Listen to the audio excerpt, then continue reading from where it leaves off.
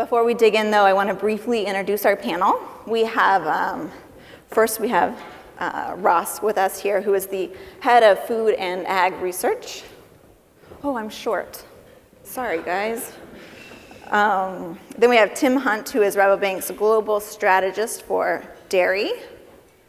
And next we have Will Sawyer, Rabobank's analyst in animal protein. Your last official function. And Stefan. Okay, well, We even practiced. good Stefan luck. Vogel, who is the global strategist in grains and oilseeds at Rabobank. Sort of to kick things off, we've asked every panelist here to sort of set the stage for us and what's going on in their sector. So they're going to give a quick 5 minutes, a recap of sort of the highlights, and then we'll dig into some of the issues. So Stefan, do you want to start? Sure. Thank you very much for the kind introduction. Looking a little bit at the grains and oilseed side, but also the overall commodity side. And I don't want to talk too much about the prices itself. You have that yesterday in your map. We had our outlook published, so you can read our price forecast there. But let's focus a bit on the drivers we see in, let's say, the next 12 to 18 months that will impact these markets. What do we see there? But before we go there, 2015, even so it was for grains and oilseed quite bearish, was still an interesting year. We still had some price ups and downs, some really good opportunities for both consumers as well as producers to go in and benefit from these moves. And we'll need to see if that happens in 2016 as well. Looking at the overall price level, 2015 brought us 10 to 30% lower grain and oilseed prices. But there was also one soft commodity that performed quite well, and that was cocoa. So looking a little bit at what we see down the road, driver-wise, first of all, we heard Jan talk about 45 minutes about currency. You heard me ask a question. I think this is one of the key things that will also be a driver in 2016. We see right now with the strong US dollar that the exports out of the North American side are very slow. We only see exports mainly to traditional destinations, while regions like South America are doing two things: exporting really, really strong, on the other side increasing the production and the acreage. So for 2016, we expect another 3-4% increase in South American soybean acreage. We also think that weather permitting, we will see another very big acreage on the corn side, especially Brazilian safrinha corn side, but also on the Black Sea. So if we talk about wheat, yes, these exports are flowing very strong, but the weather there has some issues. It is dry. Conditions are less than optimal. We have a reduction in acreage on the wheat side. And that brings us to the next topic for 2016, weather. We've seen El Nino this year as one of the strongest overall. Going a bit forward, most likely this El Nino is to diminish in the first quarter of 2016, and then we can flip a coin if we go to a neutral pattern or if we go into a La Nina. What does it mean for weather-wise and for the crop production? Well, for grains and oilseeds, normally we should have a fine South American crop, given that El Nino should last us long enough to bring us good rains for Argentina, decent rains for southern Brazil, and maybe a bit of a problem to northern Brazil, but it overall should give us a very good crop in South America. And then we're talking about plantings in the US, and we'll see how that turns out. Other factors is the stocks. We have, over the last 3 years, and most grains and oilseeds, seen record crops around the world, and we have built stocks, so demand even so is growing. It isn't as fast growing as the supply side has grown, and we're building stocks. 2015-16 might be a bit of a turning point. Yes, we will see stock increases, but one of the major factors is, especially on the corn side, China. And when you take China out of the equation and the addition of somewhere around 50 to 80 million tons, which they are adding, you come to a global situation where a lot of the exporters may have a flat to slightly lower stock level. So we're finally getting to the point where it can be interesting again. And if we see a little bit of a weather event and we see some production changes, that overall we can have maybe a bit of ups and downs in these markets. But without a real strong weather event, a real drought, I don't see us moving way higher on the pricing side. The other two things we need to watch is farmer storing. I think not only in the US, but in many regions of the world, farmers had very good margins over the last 5 years, 4 years, and have used a lot of this money to build their own storage, and it's hard for them to just give it away for free. So as long as it's in storage, it's dry, there isn't a real reason for them to sell at $3.50 or whatever.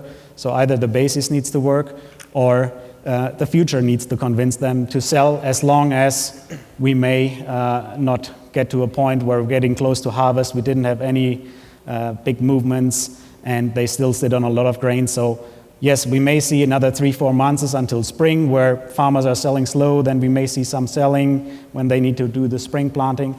And then we get into the point where finally they're getting closer to their harvest period. And if nothing on the weather side has scared them, they may sit on big stocks, which they need to get out of their bins before the new harvest comes. So that could be a point. Looking a bit at the grain prices, what do we do?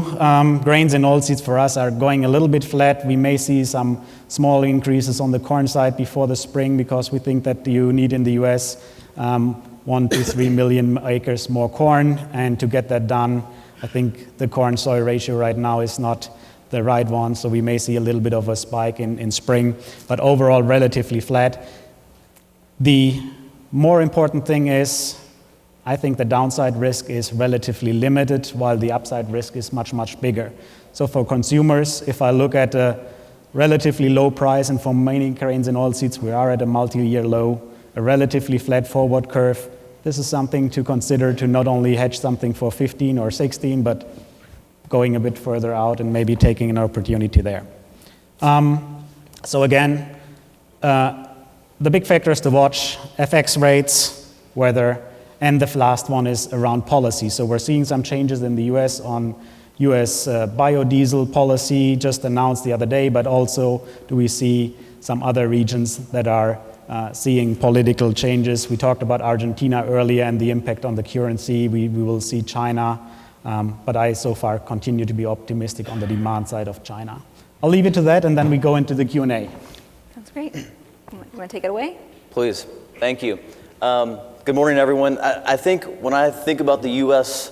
animal protein sector, one thing that's so interesting, and I think this is reflective of the story that we're hearing from the grains and oilseeds, is that the volatility that they have seen over the last decade has now shifted into animal protein. And I mean that not just in terms of price, but also in terms of supply.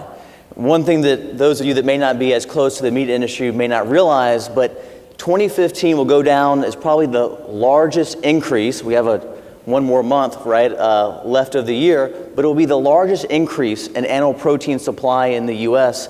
in nearly 20 years. And what makes that much more historically significant is the fact that that's been entirely driven by increased pork and poultry supply. The beef industry is still in a recovery mode, and supply has been quite low for some time now, but pork and poultry supply in the U.S. has expanded at a significant rate. In fact, pork supply has increased nearly 8 to 9% just this year alone. So that supply increase is reflective of, first, the issues that Stefan mentioned of lower feed costs. Corn and soybean meal prices have really helped the industry to recover from the challenges of the renewable fuel standard of 7 to 8 years ago. But now we're entering this period of growth, and it's an unparalleled level of growth, but it's also because of profitability. When you look at the margins for pork and poultry producers over the last 12 to 24 months, they have been at a very high level, and hence the supply has rebounded. Now, when we think about 2016, it's getting a little bit more competitive in the meat market. When you go into that meat case in 2016, we expect to see pork and poultry prices to be lower as they have this year. But for the first time in, I think, many years, beef prices will start to fall lower as well. And that's the first time in many years that we've seen that from a consumer standpoint. Ground beef prices have risen over $2 a pound, an increase, not just to nominal levels. They've gone from $2 to over $4.50 a pound in the last 5 years, reflective of this tight supply. The second issue that we think about for 2016 is trade. There are a lot of free trade agreements, retaliatory tariffs, opportunities, threats in the trade space for animal protein. The one that we think about the most, and I think this is something we've heard a lot about this morning, whether it's grains or currencies, is China. It's a slowing economy, but it's an economy now that's dealing with very high pork prices. And I think there are some interesting implications for the U.S. animal protein sector, especially pork, if we can find our way into that market. Secondly, when we think about 2016, prices are going to be far less volatile, we think, than what we've seen the last 12 months. The currency situation, that'll be a headwind, but luckily the feed cost environment is one that's far more favorable. So we see a quieter next 12 months, unlike the last 12. So it's a more favorable outlook and one with less volatility. I think it's something that many producers are looking forward to. Thank you. Well, Will, I don't want to turn this into a competition, but I see your volatility and I raise it when it comes to the dairy market. In dairy industry 5 years ago, we used to look at all these sectors and say, wow, they're crazy the way they move up and down. And the last 5 years, dairy, internationally at least, the pricing has been more volatile than any other commodity that we cover. So your job's pretty easy, guys. At the moment, we're at the wrong end of that volatility. International dairy prices in particular are at the bottom of a particularly nasty cycle. We were talking, for a reference price like whole milk powder, we used to talk about $5,000 per tonne a couple of years ago at the peak. We went below $2,000 per tonne for a period mid this year, and we've come up a little bit, but we're at extreme lows. We've got a couple of problems. One, and I would characterize it that we've seen a cyclical downturn that we all saw coming, overlaid by short-term shocks that made it much more nasty. So we're always going to come down because we had such high prices. We'd see investment in production and choke off a bit of demand. But then on the way down, things got really nasty. We then saw China, the world's #1 importer, slash its imports by half as it rebalanced its internal market. We saw Russia shut the door on European imports, which added fuel to the fire on the way down. And we saw Europe remove its quotas in April of this year, allowing dairy farmers to expand as much as they like, in theory, for the first time for about 25 years. So these things exacerbated the downturn, and we've ended up with unsustainably low prices causing a lot of pain around the world. The good news is, if you're producing these products, we are well advanced now in the rebalancing phase. This pain of the commodity market downturn has been passed through to the farm gate in many regions. In New Zealand this season, we expect to see an 8% reduction in production there, and that's the world's #1 exporter. We've already seen Latin America, Australia start to go backwards, and the brakes being thrown on in US as well. Our key risk is the European market, where that removal of quotas has unleashed a certain amount of investment that's somewhat less price sensitive. These farmers have been waiting for 25 years to expand, and we're always going to increase production in places like the Netherlands and Ireland as quotas came off. Nonetheless, the supply brakes are being applied, and we're also seeing lower prices pass through to the consumer end. And dairy is still a price-sensitive product at the demand end of the market. And we're seeing in places like China, discounting and price reductions, increasing demand there. So at the moment, brakes being applied to supply, consumption picking up somewhat, and that's enabling us to work through the significant stocks we've accumulated in the global marketplace through the last 6 months or so. So for us, we're not looking for a quick recovery from where we are today. It's taking a while to rebalance. We've got what amounts to probably around 5 billion litres worth of excess stock in the market, or 3 weeks of international trade. So it's a significant amount of stock to work through, but not insurmountable. We think we'll be eating through that by mid-year and on an upward phase. In the US, the market's going to behave slightly differently. And that's because while US protein prices for skim milk powder and whey followed the international market down, the butterfat market has held up much better than international markets, partly because we don't export much butter and there are restrictions on bringing it in. We do expect that premium to erode in coming months as imports rise through normal tariff channels and tariff busting product comes in. that premium coming out of the fat market will exert some downward pressure on US prices while the world market remains stable, and it won't be till the second half that we see an improvement in the US. But nonetheless, a general story at the bottom of a very nasty cycle, the rebalancing starting to happen, and certainly mid-next year we start to move upwards and look for a better second half. Great. Well, I'm happy to let Tim win this hand with that story. So from a beverage standpoint, it's quite different, right? I mean, commodities in the beverage industry, very benign over the last couple of years. Certainly sugar prices relatively low, juice prices manageable, and certainly coffee's at a point today at $1.20 a pound on Arabica, at a 3-year low.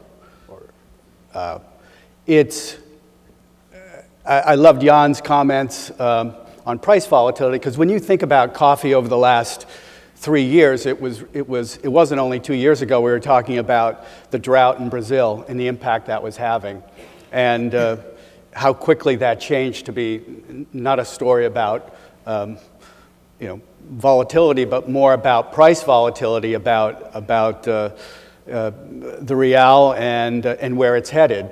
You think about real pricing today, going to 4.4 next year, 2016, what that impact is on coffee growers.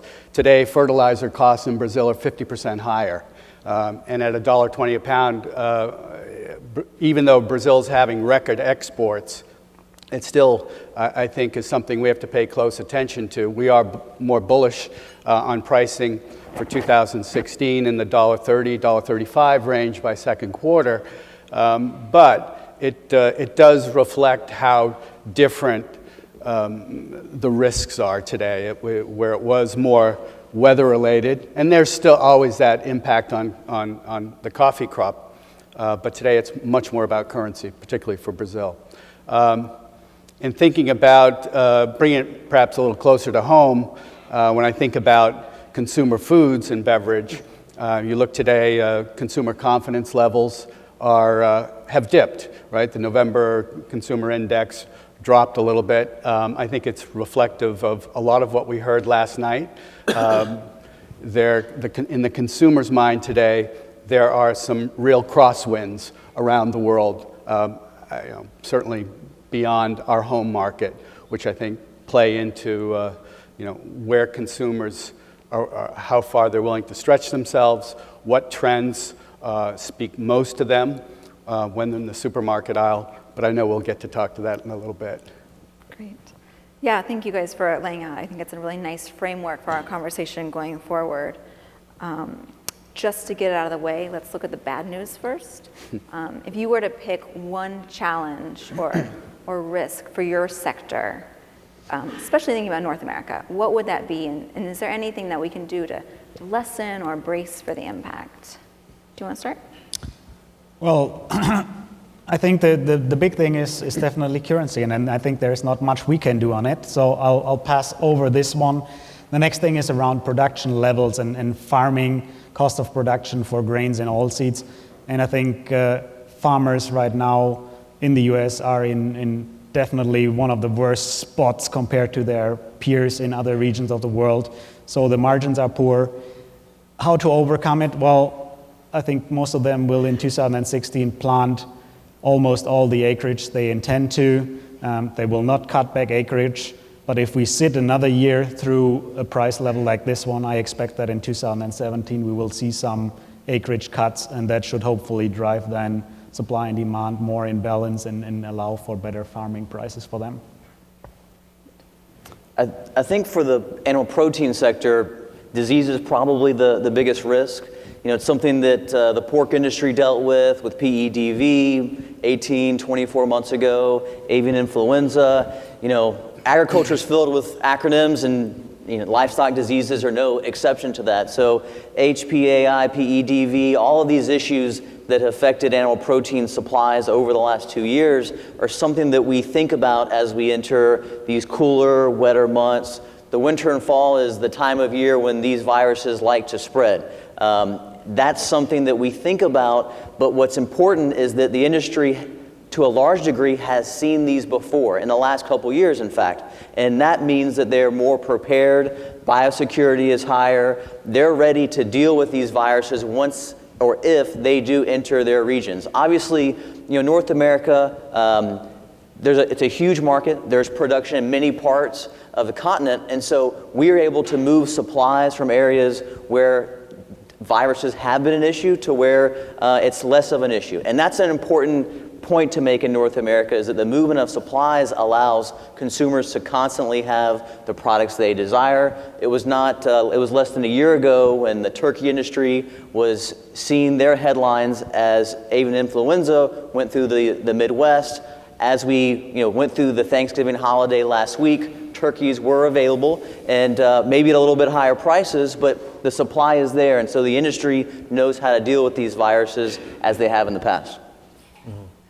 I'd say for dairy, the biggest price risk that would sort of ward off or push back any price recovery that we're thinking about is the European producer. We are looking for production in Europe to slow down as the cows come indoors at the moment, and through the winter, the feed costs go up as they're bringing the feed in, and quota levies or penalties they have to pay for overproducing in prior years come due and create cash flow issues.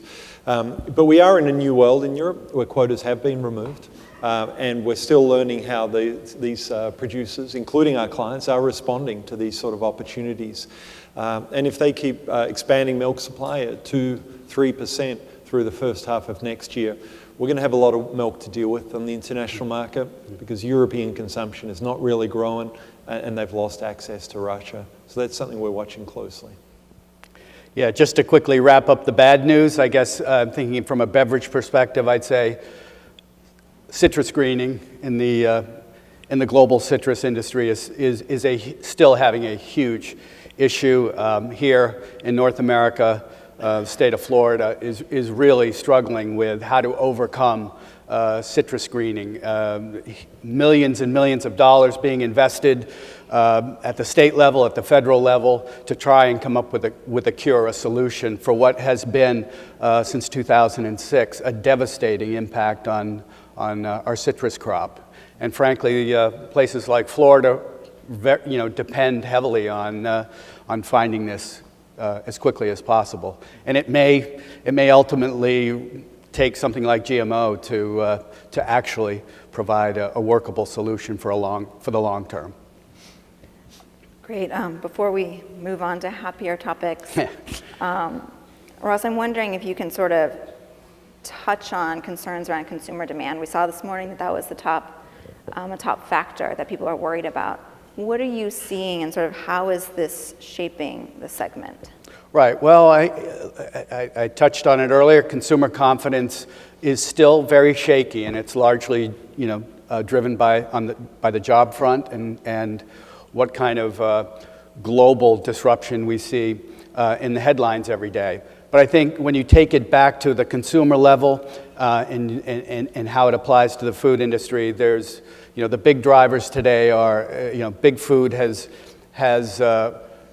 been slow to recognize and slow to react to this paradox of people wanting to pursue health and wellness diets, at the same time catching big food on their back foot with regard to clean labeling, more natural products, more natural ingredients, and these are now coming in conflict, right? Because as companies are faced with having to reduce cost to be more competitive, at the same time they're having to adjust their ingredients to be more natural and typically incurring cost in that process.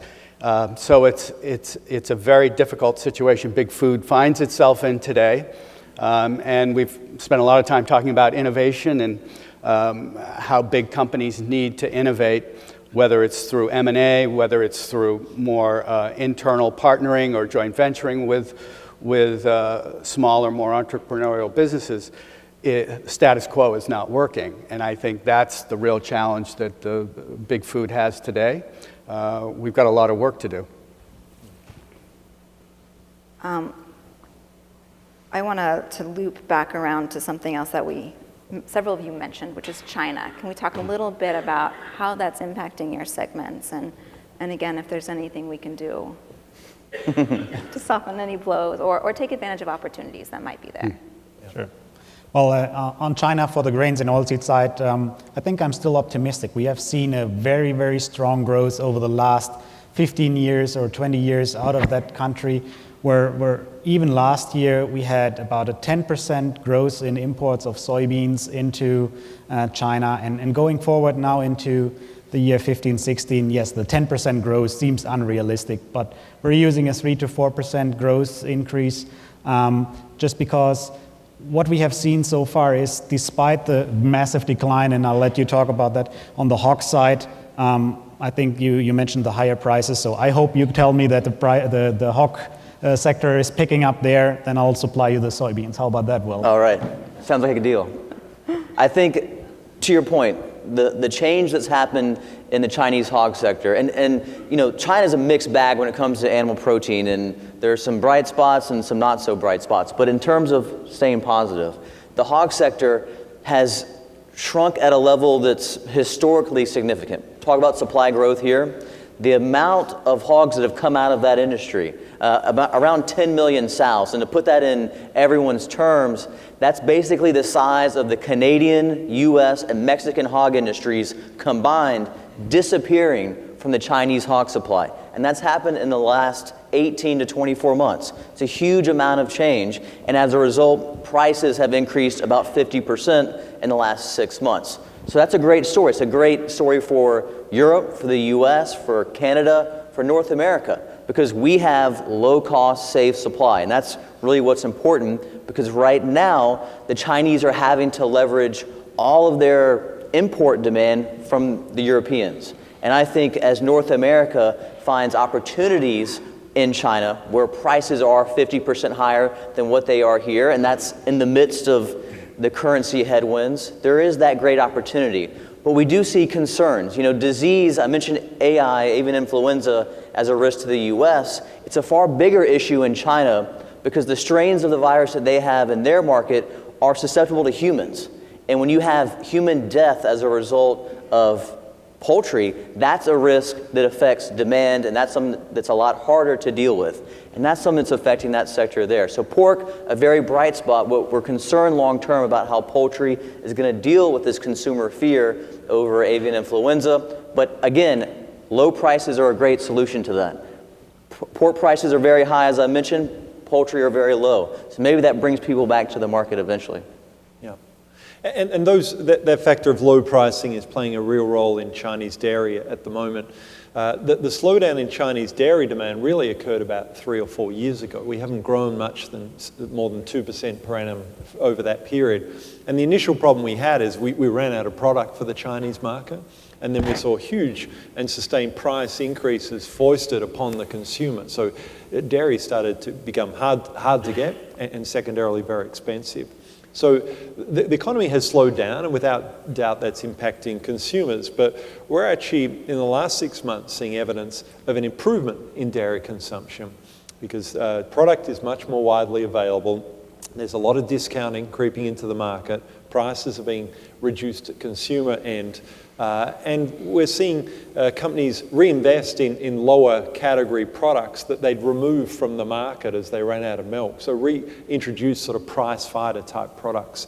So consumption's on the up in China in the last 6 months while the economy has slowed down. We still believe there's a lot of headroom in the Chinese market. They consume about 33 litres per capita. In Malaysia, it's about 40.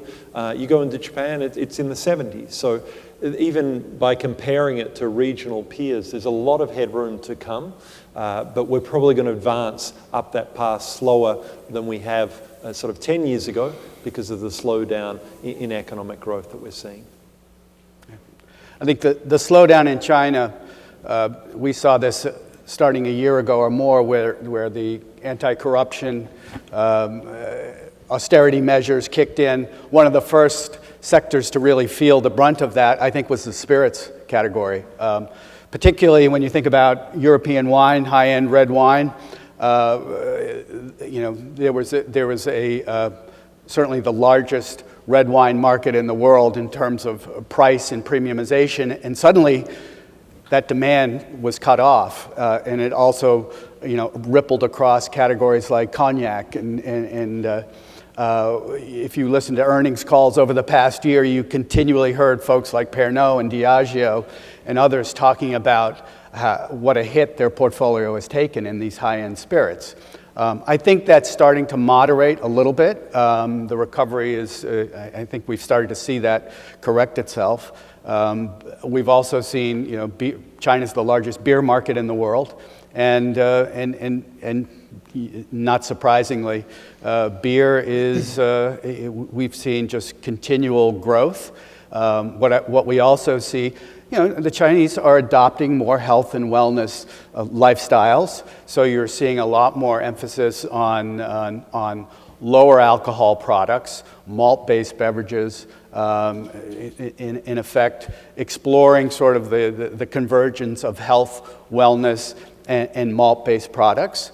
A lot of focus on functional benefits in their consumption habits. So I'm really bullish long-term on the opportunities there. It's also one of the largest juice-consuming countries, and in a sector where juice in developed markets like Europe and here in North America, juice is struggling.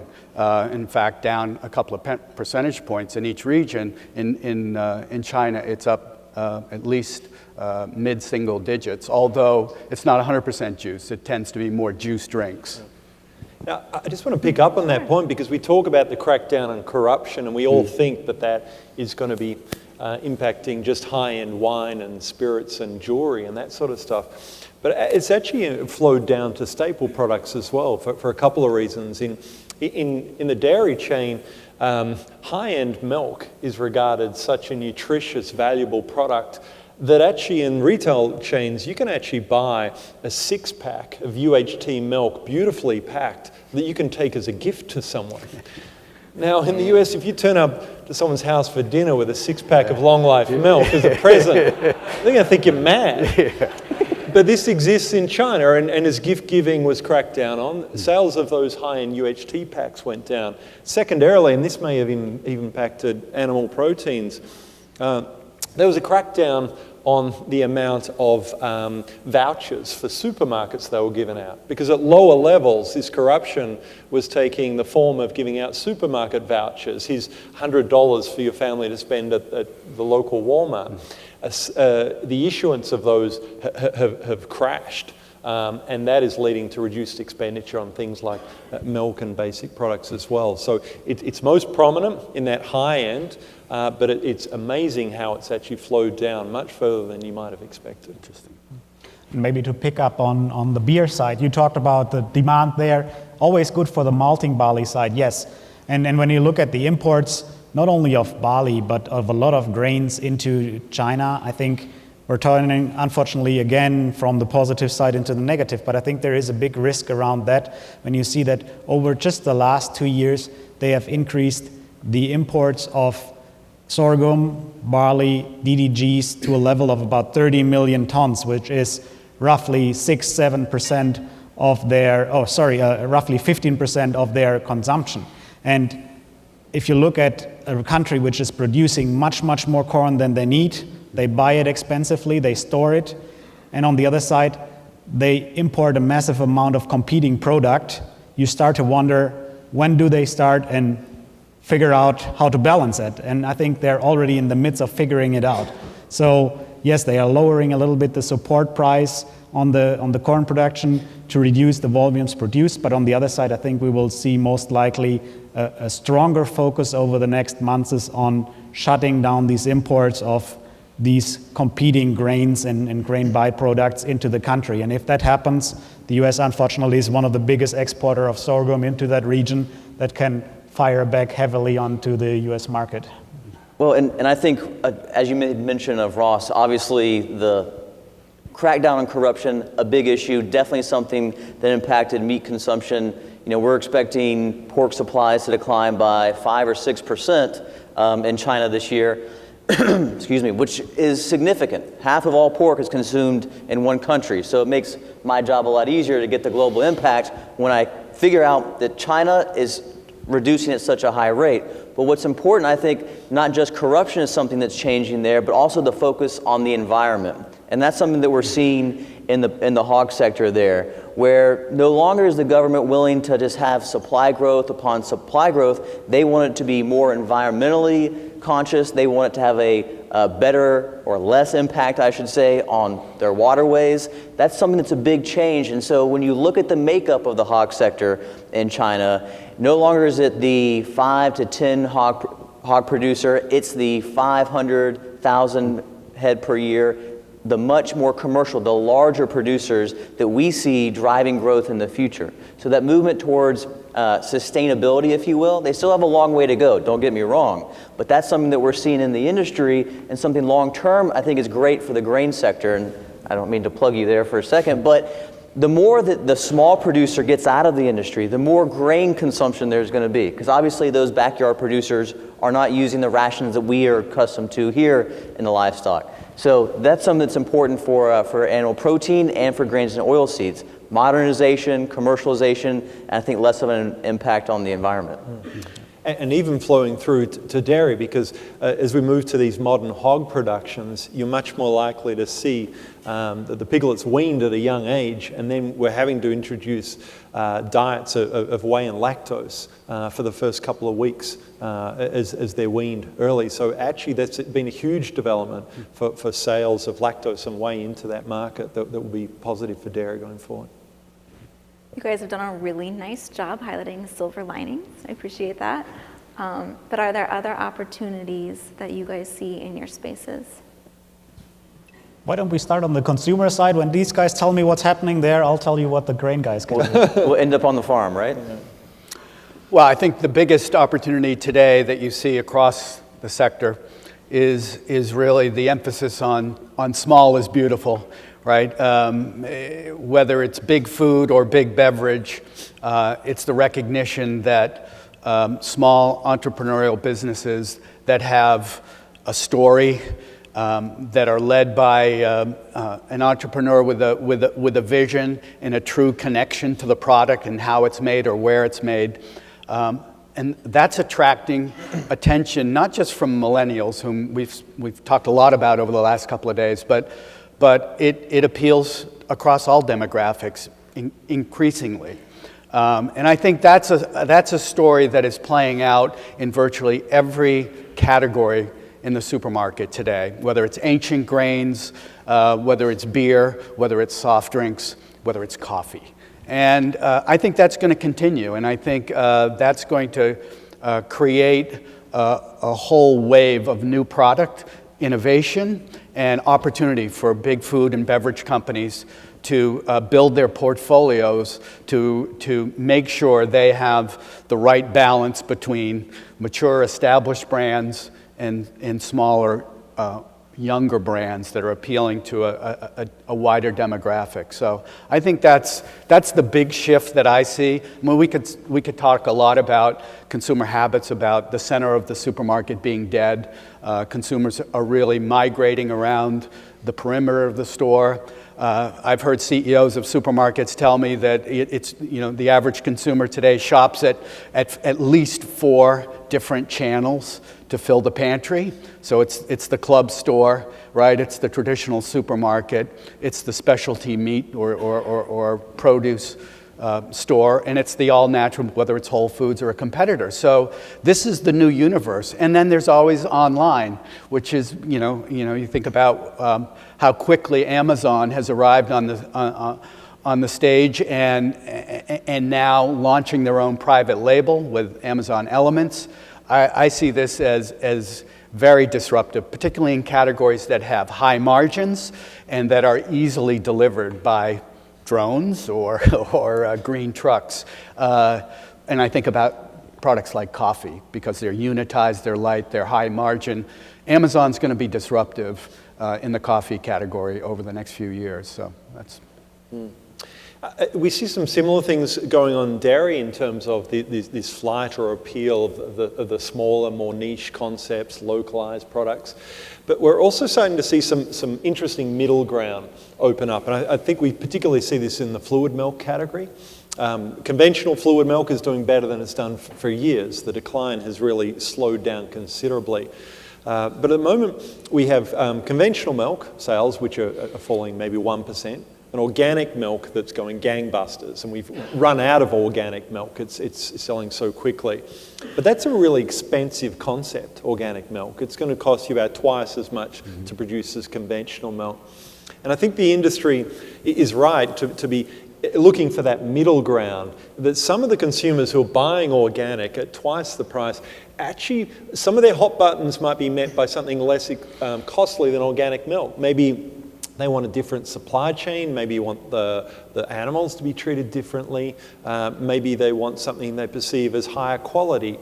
Now, there are products that go a long way to meeting that aren't organic. And I think concepts like Fairlife's milk that's been introduced into the market as a high-protein milk, lactose-free products that are still doing very well on the marketplace, and even A2 milk, which is being introduced here.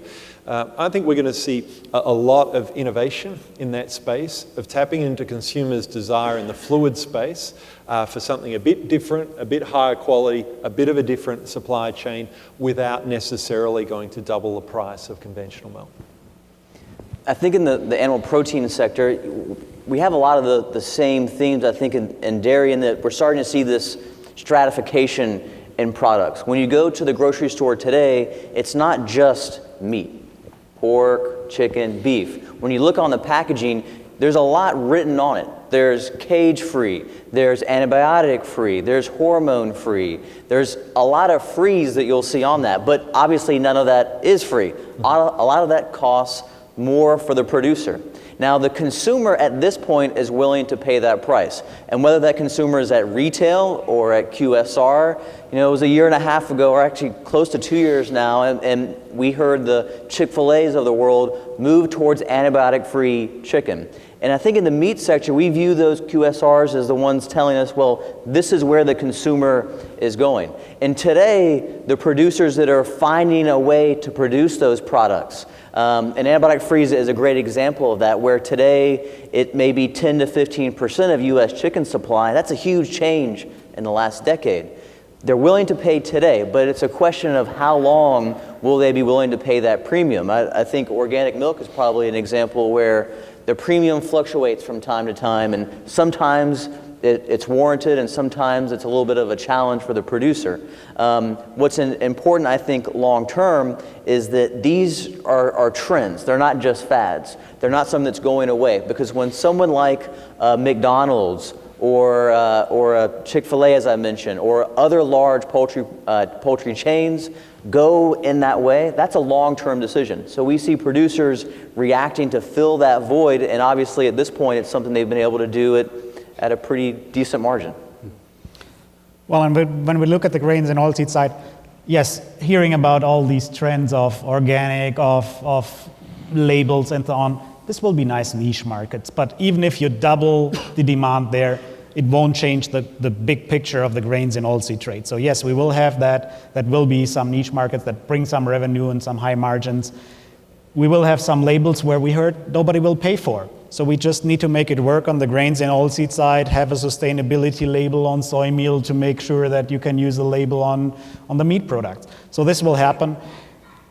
Going a bit further, what does that mean? Well, we will have still a mass market. We still need to supply 9 billion people down the road, and I'm convinced we can produce as much as we need, but it will be produced more and more in regions that are, well, maybe not so suitable for producing it. If you think about today how much corn we produce in the Dakotas, if you would have told that somebody 20 years ago, they would have told you you're crazy. But we're doing it. And the same thing is happening also in the future. So we will rely more on regions, Russia, Ukraine, Brazil, and so on. So we need to make the logistics work. We need to make sure that we're also prepared that there will be a year when we have massive weather problems in these regions and the supply will be down. And so you will have these swings. Maybe you go through 2 years or 3 years of low prices and relatively limited volatility, but at some points it come back. And then you need to be prepared. So I think let's prepare for it.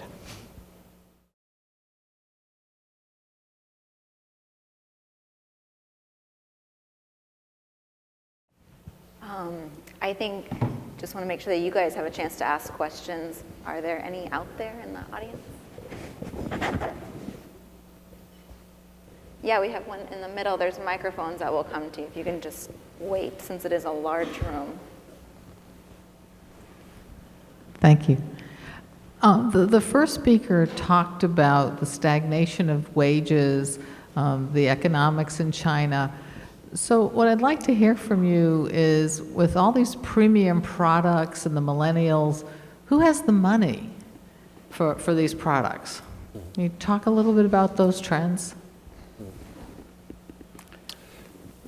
Yep, I'm happy to kick it off. A small segment of the consumer is, I think, the answer to that. And I don't think any of us would feel differently, apart from we have two stories in basic terms going on in most of these sectors. One is how we feed the mass consumer around the world with staple food products, which is going to be an enormous stretch and the greatest challenge we face in agriculture.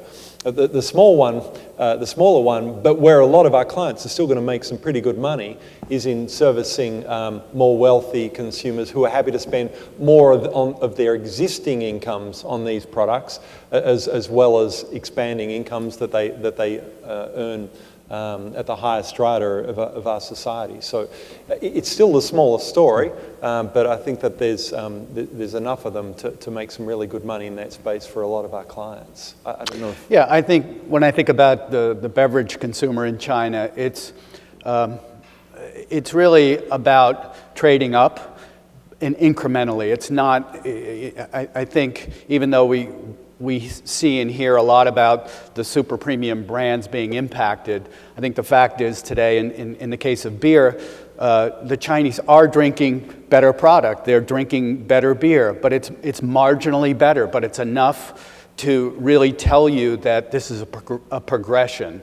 And this is why big brewers want to be there, and they want to have a premium positioning in the market, but they recognize it's not an overnight shift. It takes, I think, a significant amount of time to get a consumer from a local beer from their province to get them to a German import, which do very well there. But it just tells you there's real demand for premium product, but I think there's incremental steps in between that'll take some time. I also think that one of the big drivers in China consumption is urbanization and the convenience that represents. You see much more consumption in away from home channels today across these food categories. And I think that's, again, it's not a big shift to premiumization. I think it's an incremental steps. And I think on the meat sector, very similar to dairy, the 75%, the 80%, the 90% of the U.S. population is very focused on price. And conveniently, with having low feed costs, very efficient production, hence our ability to export 20% of our meat supply. We are a very low-cost producer, even in the midst of some of these disease issues. So when we talk about these trends to some more expensive products, whether it's free-range, cage-free, ABF, all those frees that I mentioned earlier, it's a slight increase in price, and it's something that is significant to some consumers, but for most, they view it as a relatively small sacrifice. I think in China, it's a very different situation. Obviously, in a market that's, while it may be growing slower than it was over the last, couple decades, 6 to 7% economic growth is still pretty good. And pork prices are, while they may have risen, pork still accounts for 3/4 of that meat consumption. So we don't really see the consumer moving out of that, because once you get a taste for meat, it's hard to give it up, no matter what the cost is. So those are trends, but I think in the Chinese market, we are able, and we, including North America, Europe, a lot of low-cost producers, are more than willing, if not happy, to fill that void that's present now in the Chinese pork market with very safe, low-cost pork. Yeah, and one of the beauties when you have a bubble of a stock market bursting is when 95% of your population doesn't own these stocks. That's a good thing for the overall spending money there. So as long as the economy doesn't turn sour, and we heard that the hog side is optimistic, so I think also for the grain side we're optimistic. And when you look at, yes, the hard commodity prices were impacted quite a lot by the burst of the bubble, but the grains and oilseed prices luckily were not so much impressed by it. Hi, this is mainly, I guess, for Stefan, but a few years ago, like 7 years ago or something, biofuels were all the rage, and our fears were that prices of commodities would be high forever because we were going to be allocating so much of our grains and oilseeds into biodiesel and ethanol. This has clearly changed a lot in the last few years, and I was wondering if you could talk a little bit about what our view is on this for the future. I understand that with low crude oil prices, it's not such an issue, but if that were to change, do we see biofuels ever becoming a thing again? Are they out of the question? What is our view on this? Well, when you look at the biofuel mandates here in the US, I think one thing you can also say is, well, you found an outlet for 100 million tons of grains that just makes your farmers happy. So we are now at the point where these mandates are not growing anymore, and I don't think we will add much to that in the near future. So whatever the US produces in addition to what we're already producing needs to go on the export market and needs to compete with some other regions of the world. If I look a little bit on the veg oil side, we still see some regions increasing their mandate, especially in Asia when it comes to palm oil. Because right now stocks are massively high. Yes, we're expecting due to dryness there that the palm oil supply will shrink, but these are still regions where you push. And when you look at the veg oil market, the crush of soybeans these days, well, 80% is meal, and the crush is taking place for the meal, but you have 20% oil, and this oil needs to go on the market. And I think without a continued vision on what biofuels in the world will do, we may have an oversupply down the road of vegetable oils just because the meal side needs to grow to feed the animal side. Another one over here in the... I have a question in regards to the mega merger in the brewery space between AB InBev and SABMiller and the concentration of purchasing power. I'm wondering what that means in two ways. One, what does it mean for the competition, both the larger competition such as Heineken and Diageo, as well as the smaller competition, craft beer brewers? And secondly, what does that mean for the supply chain all the way down to the farmers? Thank you. Yeah.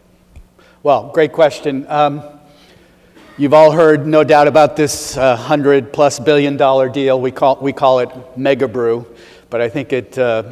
This is really a transformational moment in global beer that will certainly have far-reaching impact across, many years to come.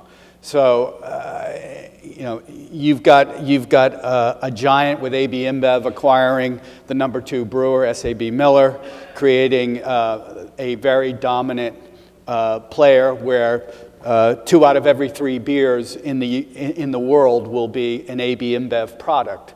Now, before you hit the panic button, recognize that due to antitrust issues, both here in the US, in China, and potentially in a couple of other markets, it's not quite that dramatic, but it is still creating a major powerhouse.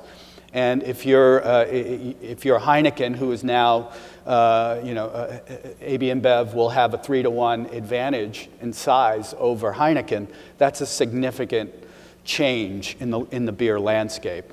I think conversely, there's probably a universe of small craft brewers out there who are very quietly cheering, right? Because it creates such distinction and differentiation between brewers today that it makes the craft brewer's job a little bit easier, right? He's got a stronger point of difference in developed markets. And craft is playing out around the world today. There's so much, there's craft beer going from the west coast of California into China, into South Korea, into Vietnam, and from the east coast of the US into Western Europe. And this is only going to grow. Now, there will be real impact on the supply chain.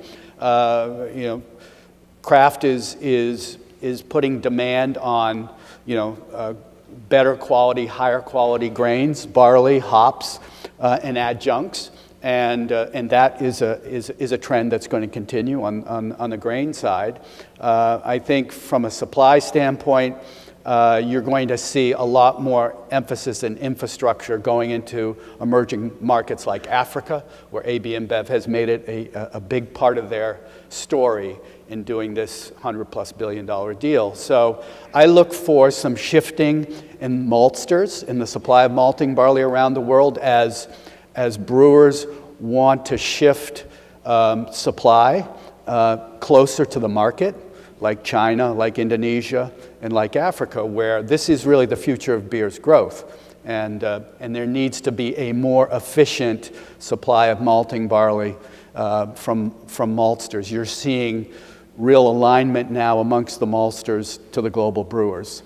So it will have an impact. It's going to play out now over the next probably 2 to 3 years as AB InBev really starts to integrate and the ripple effect that has on other players in the category. Any other questions out there? Yes, in the middle.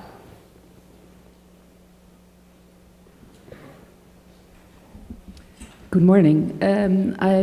Ross, you touched the fact that internet is having a disruptive effect on maybe on the sales of food. We see that happening also in China now, where the food sales via internet really takes off. I've heard numbers that they expect 50% of the food is going to be sold over the internet, not yet. I would like to know that we are now here with CEOs, decision makers. Is there one advice you could give them in each of the different sectors, where to focus on and where to invest in to position yourself better for something that is going to come?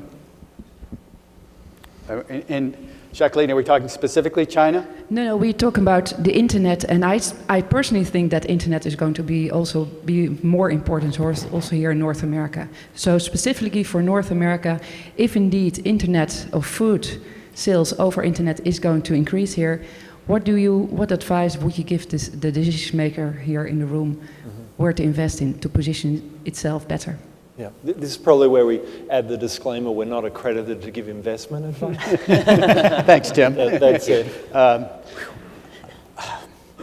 Well, I would start with sort of recognizing that the convergence of traditional distribution systems with e-commerce, I think really is going to provide probably the biggest opportunity for the next step towards a new distribution model. When you think about folks like the Coca-Cola system or companies like Nestle Waters, and particularly think about Nestle Waters because what's their strategic advantage is they go directly to the consumer, right? They have a national footprint. They go directly to houses, small businesses, across 50 states.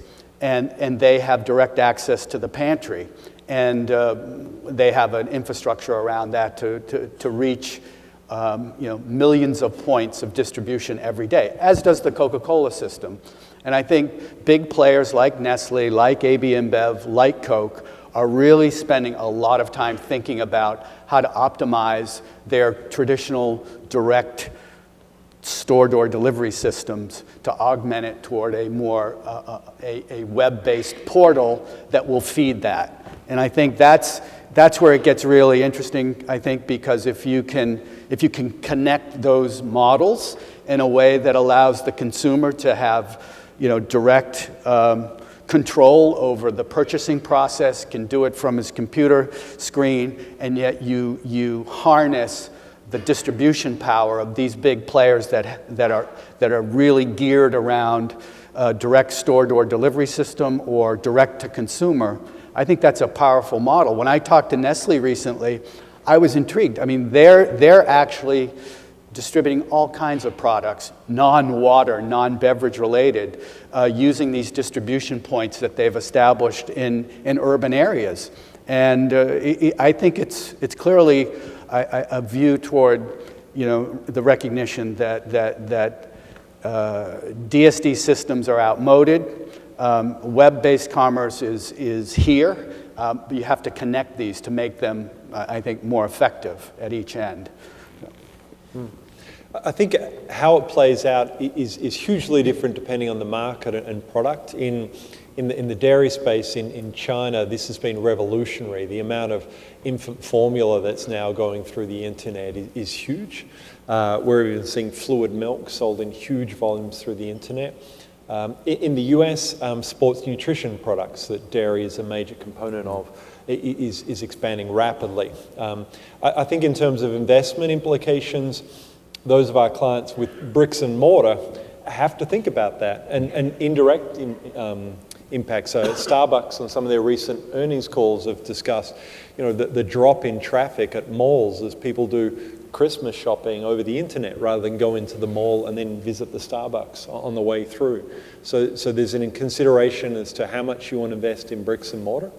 And I think further downstream, for a lot of our clients, there's an opportunity to go further downstream because traditionally, a lot of these products are being sold by a retailer who controlled the brand space. Maybe they're pushing private label, only wanted a certain amount of brands on the retail shelf. You go onto Alibaba, and there's huge potential to proliferate the number of SKUs you have, and potential for those downstream, upstream, to develop their own products and brands and move into that wider forum where they can distribute in a way they couldn't.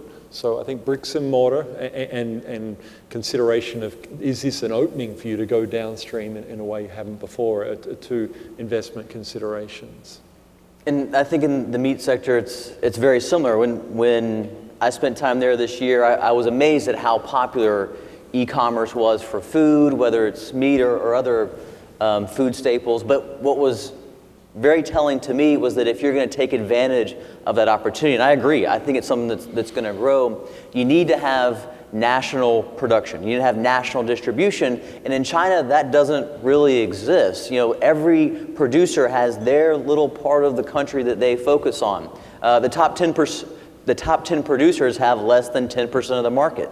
When you compare that to the US, the top 10 have 2/3 of the market. So it's a very, very fragmented market. And if you want to serve 1.3, soon to be 1.4 billion people, you need to have national production. So I think consolidation in animal protein in China is very important. And while we have been talking in far animal protein for some time about increased trade into China of beef and pork and chicken to some degree, they're still a very highly self-sufficient market.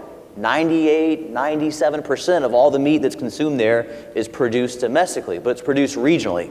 So that's a very big change that needs to happen, I think, if you're really going to take advantage of the expanding e-commerce opportunity, which seems to be a way for consumers really to access more safe, secure supply instead of having to rely on a wet market environment. And that's where national production and national supply chains are really important. Well, I think on the grain side, it comes more to the farming side. I think farmers are already well informed, but as we heard yesterday in the big data session, there is a lot of data on the farm that people would love to have in the next step of the chain. So to get this data, I think you need to find a way to convince the farmer to give it to you. So if you find a way to say, I'll take care of your field, I'll provide you the machine that has the technology on board, that knows already that on this spot you need to apply a little bit more of this fertilizer, here you need to do this. I'll run all the technology, I'll make that all happen for you, I'll get a better return on the investment for you. You still have two options, farmer. You can buy it from me and pay for it, or you just give me the data, I can use them, I'll not tell your neighbor what it is, so we're making sure that the trust is there. But I'll get the data, I can process them, and I'm optimizing your farming for basically free. I think that's kind of all we have time for today. I want to thank you guys for sharing your insights. A lot there to cover, and thank you guys for your thoughtful questions.